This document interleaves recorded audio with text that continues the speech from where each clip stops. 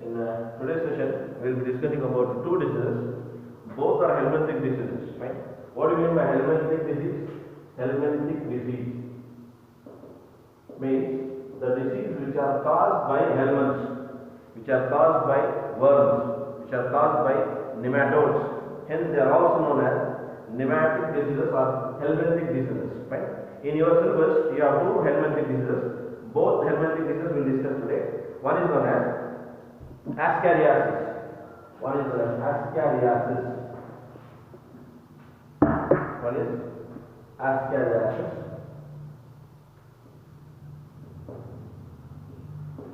The other is Filariasis.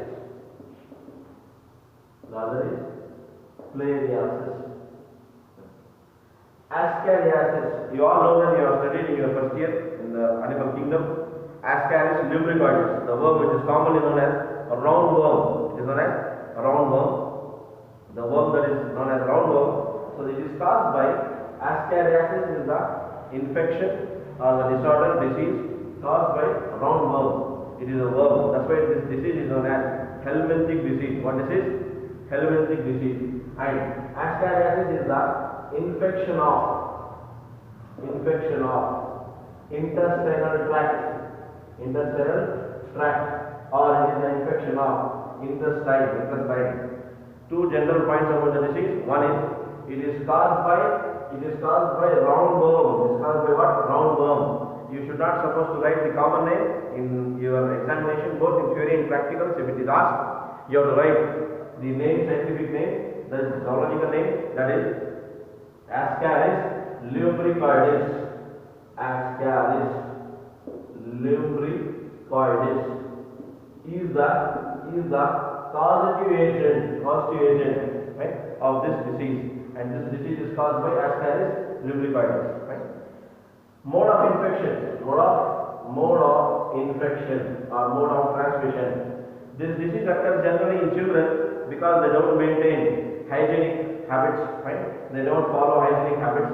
They play in soil. So mode of infection through contaminated soil or through food, right, and through hands, because children used to play outside in the soil, in the sand, and in the sand these worms' eggs will be there. So these eggs will be transmitted from soil, right, into the mouth of the children. So they should avoid hand to mouth operation, playing in soil, again touching the soil, then taking their fingers into the mouth. So through hands also, through contaminated soil, right, through food, and also through vegetables.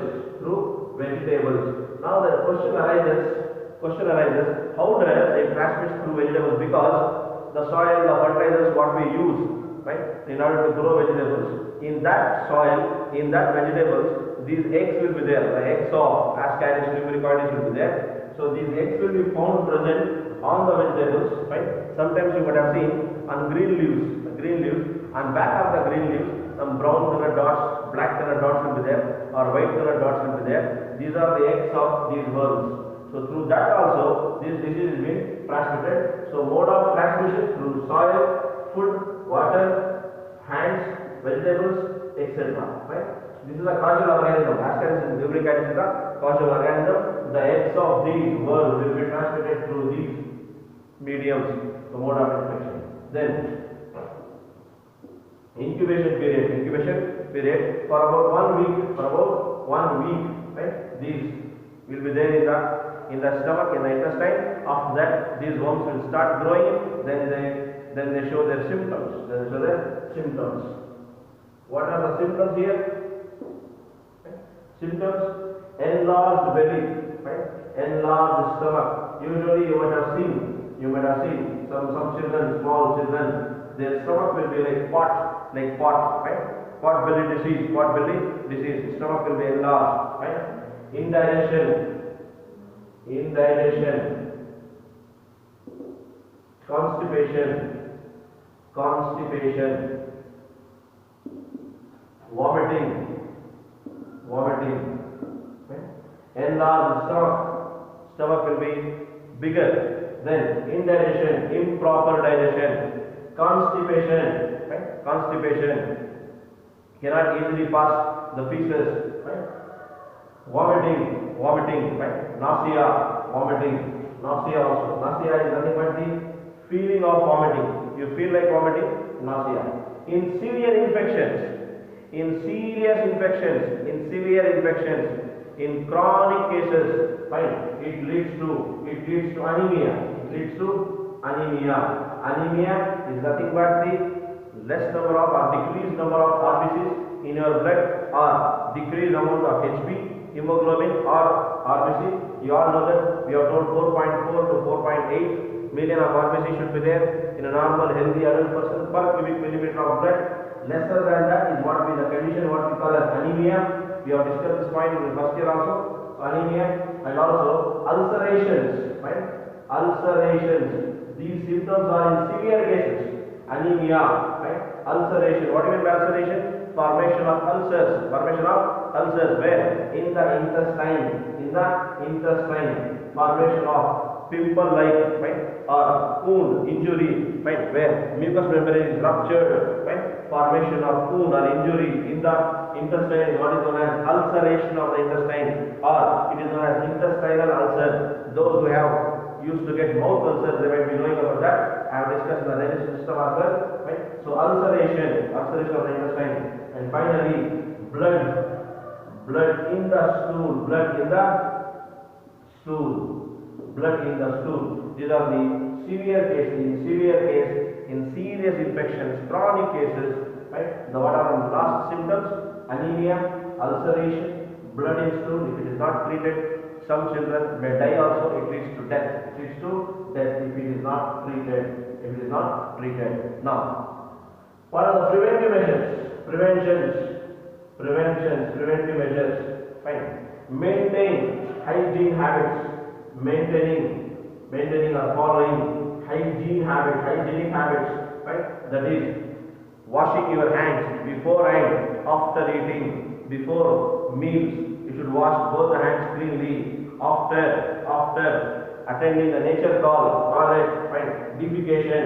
You should cleanly wash the hands. That's what comes under hygiene. Personal hygiene. Hygienic conditions, hygienic habits has to be maintained. Then you should cover all the edible items, food, water, right? Avoid proper sanitation, proper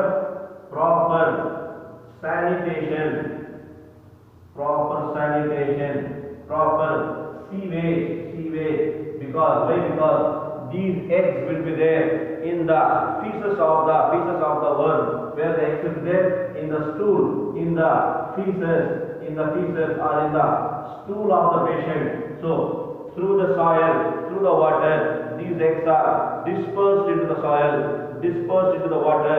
When such water mixes with the consumable water or using water or with the food, so these eggs are transmitted, or the water is used in agriculture, or the soil, the fertilizer, because this is used as fertilizer, natural manure, right? So through that it gets transferred into the crops, onto the vegetables, through that also. So we have to avoid that, we have to prevent that. In preventive measures, right, what all it occurs through, we have to avoid all those things, right? Preventive measures includes, right, maintaining hygiene habits, washing hands, clear, before and after meals, washing hands with the soaps or sanitizers, after attending nature call, that is toilet or defecating, then cover all the edible items, right? Proper sanitary system, proper sewage and drainage systems, avoid this disease. Now, as far as treatment is concerned, this disease is treated by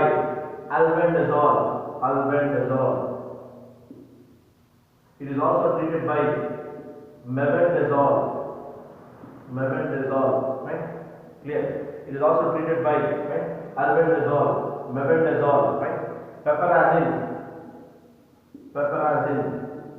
This is treated by, since it's a worm disease, right? Ascaris lubricoides, right? Albendazole, mebendazole, you might have seen in schools also. This has been given to the children which are below 10 years, 12 years of age, because it is very common in that age group. Now I repeat this disease. Now this disease is called ascariasis. What disease is this? It is a helminthic disease. It is caused by Ascaris lumbricoides, which belongs to the phylum Ascalmanthus, hence helminthic disease. Right? It is caused by commonly what we call roundworm. Roundworm. There is nothing but Ascaris lumbricoides. Here, one more point is male worm will be smaller, whereas female worm will be larger because it has to deposit eggs. It has eggs in its body. Hence, the female worm is bigger than the male worm. Female worm lays in one day it lays 15,000 eggs. Where? In the intestine of the human body. In the intestine of the children, one worm lays 15,000 eggs in the intestine of the children, in the intestine of the patient. So those eggs will be excreted out or will be defecated out through feces, through stool. This stool mixed with the soil, mixed with the water, and then it is passed. And those eggs enter into the human body through dirty hands, right? Through contaminated food, through contaminated soil, or through vegetables. When these eggs enter into human body, the disease is caused. Incubation period around 1 week. Symptoms: a large stomach. The stomach will be enlarged. Right? Indigestion, constipation, vomiting, nausea. In severe cases, anemia, ulceration, blood in stool, right? And ulceration of the intestine. And sometimes, if it is not treated in time, it may lead to death also. Then, as far as preventive measures is concerned, maintaining hygiene conditions, hygienic habits, following hygienic habits, right? Cleanliness, right? Cover all the edible items, proper sanitation, proper sewage, proper drainage system prevents this disease. As far as treatment is concerned, since it is a helminthic disease, worm disease, it is an infection of the intestine, it can be treated by albendazole, it can be treated by mebendazole, and also by piperazine. Clear? Next, we will go to the next one more disease, right? That is known as filariasis. It is also known as elephantiasis.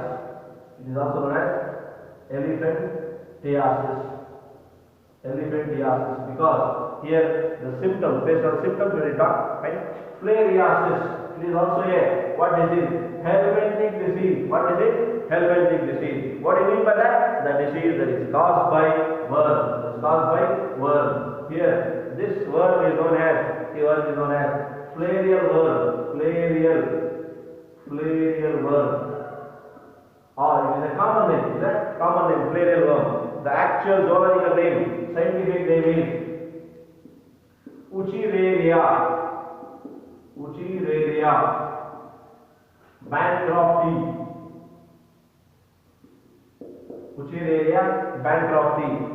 Wuchereria is the name of one scientist. Bancrofti is the name of one more scientist. These two physiologists find out these two parasitologists find out the life cycle of this worm. Hence this worm is named after their name, Wuchereria bancrofti. Just imagine how lucky this worm is, because this worm has the name of two scientists.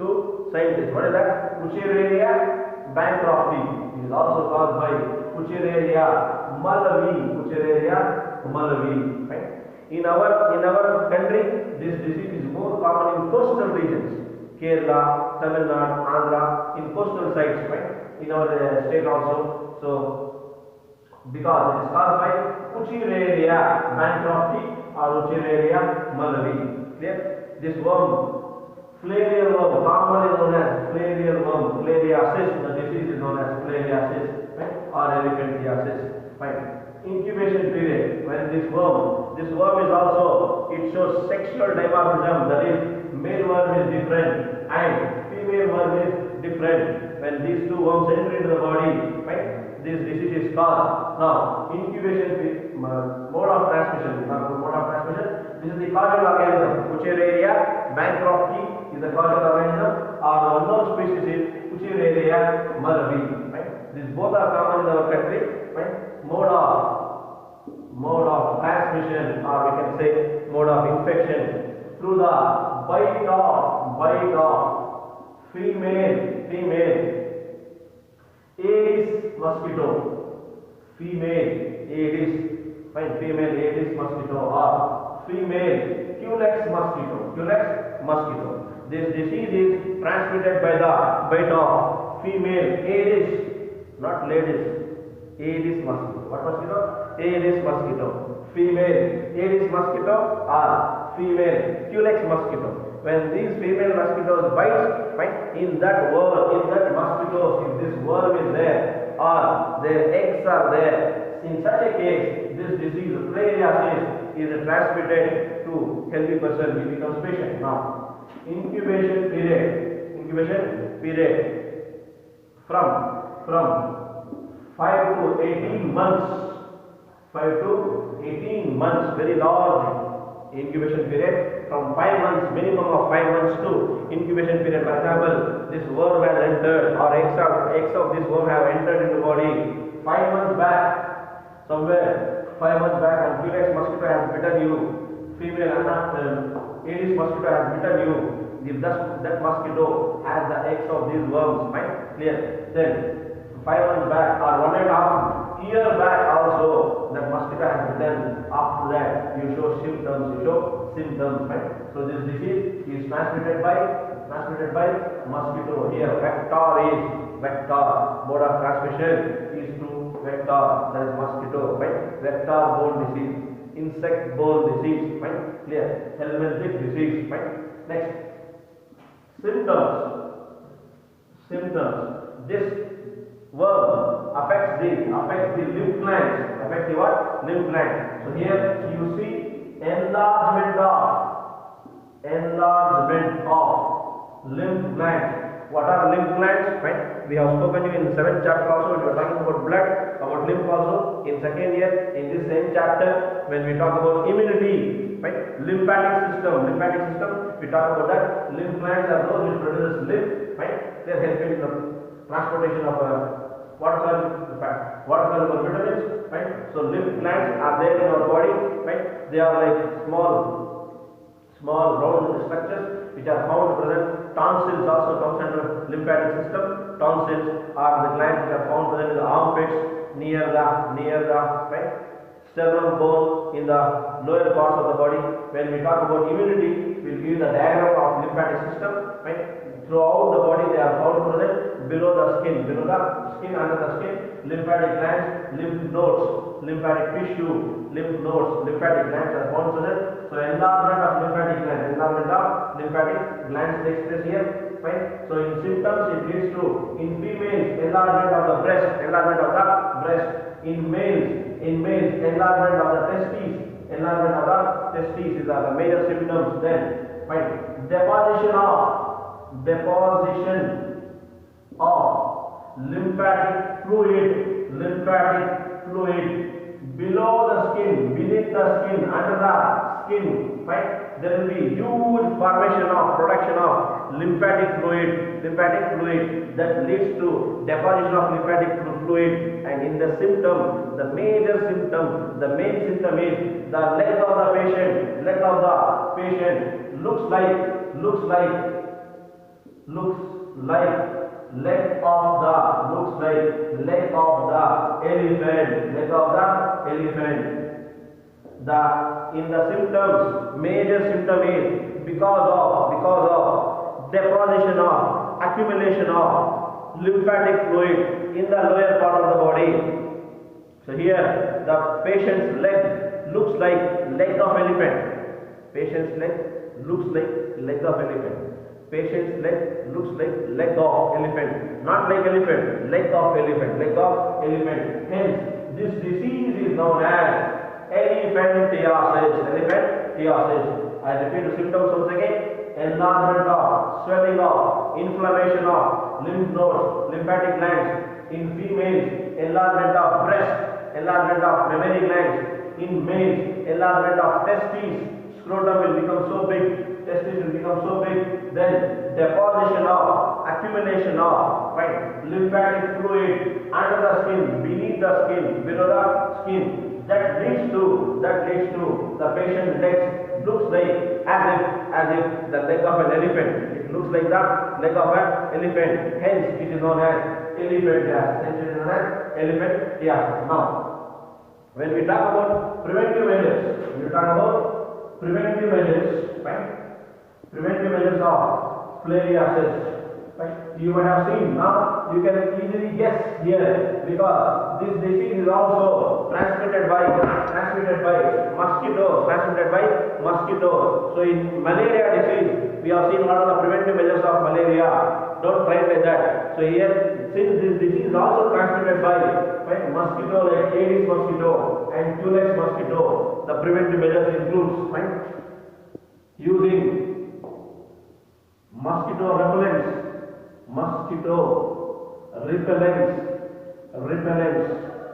that is in terms of creams, in terms of liquids, in terms of coils, or in terms of anti-mosquito nets, right? What are the preventive measures? These are preventions. What are these? Preventive measures using mosquito repellents in terms of creams, liquids, coils, and using anti-mosquito nets. Next point, avoid accumulation of stagnant water or water in ditches, utensils, right? In and around the house, utensils, in the ditches, right? In the utensils, avoid accumulation of water. Then using biocontrol, one more method is known as biocontrol, that is using larvicidal fishes. How? Larvicidal fishes.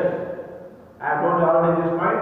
In malaria, right? Larvicidal fishes like, for example, stickleback,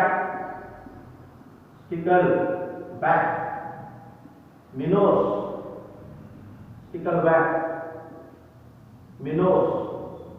trouts, right? Gambusia. The larvicidal fishes like stickleback, gambusia, trouts, minnows, right? These are all the preventive measures of filariasis. Treatment.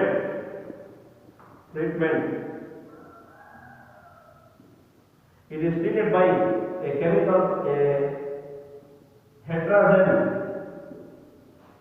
anti-helminthic drug known as hetrazine, and also the drugs which contain chemical compounds like antimony and arsenic. When these compounds are there, or these compounds are largely used in the treatment of the drugs that uses to treat the filariasis. One is hetrazine, and the drugs which contain the chemical compounds like antimony and arsenic. Right? Now, we repeat: filariasis, elephantiasis. It's also helminthic disease. It's caused by worm known as filarial worm, or it is also known as Wuchereria bankruptcy, or the worm is known as Wuchereria mulleri. Mode of transmission with the bite of female Aedes mosquito or female Culex mosquito. When these two mosquito bites, when they have the eggs of this worm, this disease is transmitted. Incubation period very long, 5 to 18 months. Symptoms include enlargement of, swelling of, inflammation of lymph glands. Wherever lymph glands are there in the body, inflammation takes place. Like for example, largely in females, enlargement of the breast, enlargement of the mammary glands. In males, enlargement of the testes, because these lymph glands are found present in the armpits, in the growing region, So also deposition of lymphatic fluid under the skin. Because of that, the leg of the patient swelling takes place and looks like it will be similar to the leg of the elephant. Hence the name of the disease, elephantiasis. Right? Then in preventive measures, we have seen using mosquito repellents in terms of creams or liquids or coils. Right? Mosquito nets, avoid accumulation of water in ditches. Biocontrol method by using fishes like minnows, stone stickleback, and treatment hetrazine, antimony and arsenic drugs. Do watch this class repeatedly, right? Make your own notes I have already uploaded the notes to the PDF format. Go through that, make your notes, class notes, running notes, and repeatedly watch. Subscribe the channel, fine, repeatedly watch. I am happy many students are asking few very good doubts about NEET and about these diseases. Go do that, fine. You can ask doubts on my personal account, fine. Take very good care of yourself. God bless you. Good luck. Take care.